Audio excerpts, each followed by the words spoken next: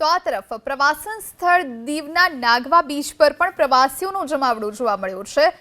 કાળઝાળ ગરમીથી રાહત મેળવવા માટે દીવમાં પ્રવાસીઓ ઉમટી પડ્યા। નાગવા બીચ પર મોટી સંખ્યામાં પ્રવાસીઓ ઉમટ્યા છે। દરિયામાં ડૂબકી લગાવી પ્રવાસીઓ ઠંડક મેળવતા જોવા મળી રહ્યા છે।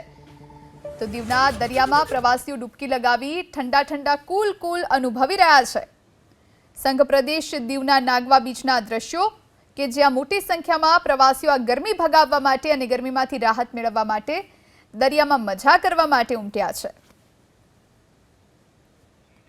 તો નાગવા બીચ પર મોટી સંખ્યામાં પ્રવાસીઓના દ્રશ્યો, કારણ કે હજુ પણ રાજ્યમાં 5 દિવસ હીટવેવ રહેવાનો છે।